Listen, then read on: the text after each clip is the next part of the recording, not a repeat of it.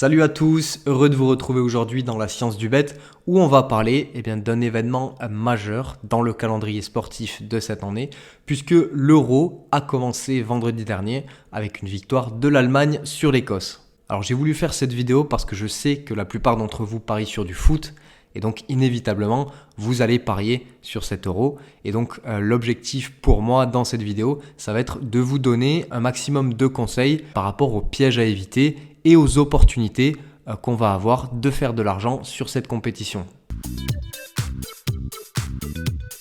Alors je tenais tout d'abord à m'excuser pour le retard parce que cette vidéo aurait dû sortir la semaine dernière, donc avant le début de l'Euro. Donc si j'ai pas pu sortir cette vidéo avant, c'est parce que j'étais assez occupé sur la sortie du Discord. Alors oui, aujourd'hui il existe un Discord La Science du Bet que je t'invite à rejoindre via le lien en description. Alors sur ce Discord, tu trouveras des pronos, mais également toutes les news concernant les promotions, les bons plans. Tu trouveras également des fichiers de calcul que j'ai mis à disposition pour tout le monde. Et il y aura également des jeux et des concours organisés tout au long de l'Euro avec des récompenses à la clé. Alors je précise que l'accès au groupe sera gratuit à vie pour toute personne qui rejoint pendant l'Euro. Donc c'est vraiment le bon moment pour rejoindre le groupe et profiter de tous les avantages puisque tu auras l'accès gratuit à vie.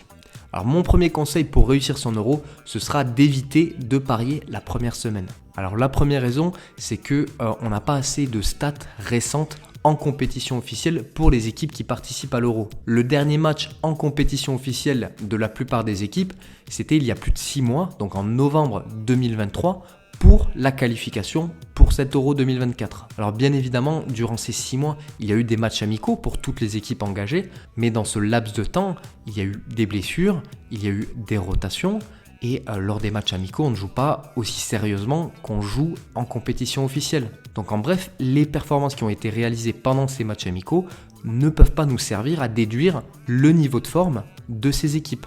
Et c'est souvent pour ça qu'en première semaine de grande compétition, on voit souvent d'énormes surprises. On se rappelle par exemple de la Coupe du Monde 2022 où l'Argentine va perdre son premier match contre l'Arabie Saoudite.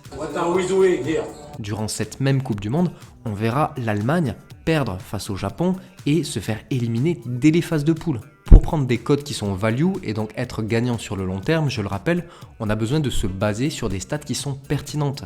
Or, en première semaine d'une grande compétition comme ça, on n'a aucune stat pertinente.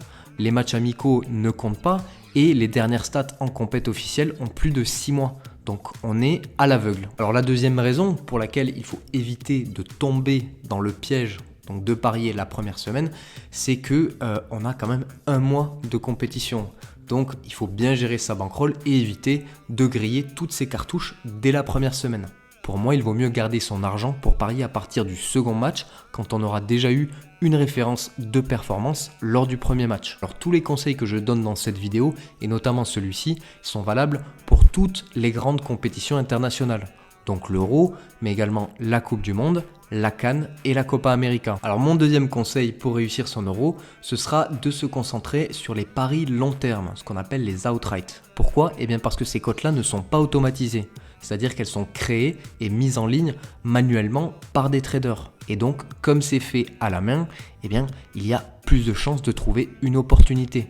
C'est-à-dire une cote qui est mal ajustée et qui serait value, ou bien carrément une erreur de cote. Le marché principal, qui est le vainqueur de la compétition, lui sera en général bien ajusté. Mais sur les marchés secondaires, comme par exemple le vainqueur du groupe, où l'équipe se qualifie pour les quarts de finale, bien sur ces marchés-là, on a potentiellement plus de chances de prendre de la value qu'en pariant directement sur les matchs. De plus, certains bookmakers vont trader ces marchés en live, c'est-à-dire que ces marchés seront ouverts pendant que les matchs se jouent et donc il y a là aussi une opportunité en live de prendre des belles values, notamment lors du troisième et dernier match de poule, lors duquel le résultat d'une équipe peut directement influencer la qualification d'une autre équipe du même groupe. Donc pendant les deuxième et troisième tours des matchs de poule, je t'invite à te rendre dans la partie compétition de tes bookmakers et de comparer les cotes de comparer les mouvements pour essayer de trouver d'éventuelles values.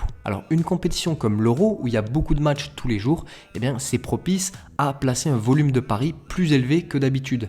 Et nous, c'est pas forcément ce qu'on veut puisque, donc, comme j'ai dit précédemment, on n'a pas de stats sur lesquels se baser pour prendre ces paris. Donc le fait de prendre des paris long terme sur la qualification d'une équipe en quart de finale par exemple, eh bien ça va nous permettre de réduire notre volume de paris. Parce que si on a parié sur la Slovaquie par exemple qui atteint les quarts de finale, eh bien on ne va pas reparier lors d'un match de la Slovaquie. Donc ça va aussi nous aider en quelque sorte à réguler notre volume de paris sur cette compétition. Qui dit compétition internationale dit également promotion et bonus de la part des bookmakers. Donc mon troisième et dernier conseil, ce sera de profiter au maximum de toutes les offres promotionnelles des bookmakers. Alors c'est pas forcément la chose à laquelle on pense en premier, mais c'est vrai que quand on accumule les bonus, les promos cashback, les boosts, les free bets en tout genre, eh bien on se retrouve rapidement avec un petit pactole qu'on va pouvoir transformer en argent réel.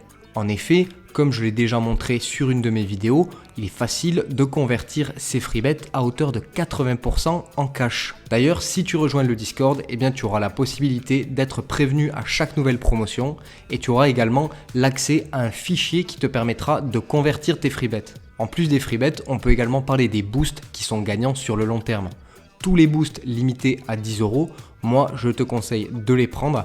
En 2023 pour exemple, celui qui a pris tous les boosts, eh bien, il a fait plus de 1000 € de bénéfices. Et je reviens encore une fois sur le Discord puisqu'il y a également un salon où tu seras prévenu automatiquement dès qu'il y a un boost à 10 €. Aujourd'hui, on est dans un pays où les opérateurs ont des TRJ plafonnés à 85%. Autrement dit, c'est très dur de faire de l'argent quand on est joueur en France. C'est pour ça que ces petits à côté, donc les codes boostés, les bonus, les free bets, tout ça, ça a l'air de rien. Mais au final, c'est quelque chose qui va nous permettre de faire grossir notre bankroll et d'être gagnant sur le long terme. Donc mon conseil ici, c'est qu'à chaque fois que les bookmakers vont nous faire des cadeaux, eh bien, il faudra être là pour les prendre, tout simplement. Voilà, c'est maintenant la fin de cette vidéo. J'espère qu'elle a pu t'aider. Si c'est le cas, je t'invite à liker et à t'abonner à la chaîne. Je t'invite encore une fois à rejoindre le Discord La Science du Bet avec le lien d'invitation en description. Donc je rappelle que c'est gratuit à vie pour toutes les personnes qui rejoignent pendant l'Euro, donc c'est vraiment le moment de le faire. De toute façon, on se revoit très vite puisque je vais continuer à sortir un prono par jour jusqu'au 30 juin. Et puis pour la prochaine grosse vidéo, eh bien on se retrouve la semaine prochaine. Ciao ciao.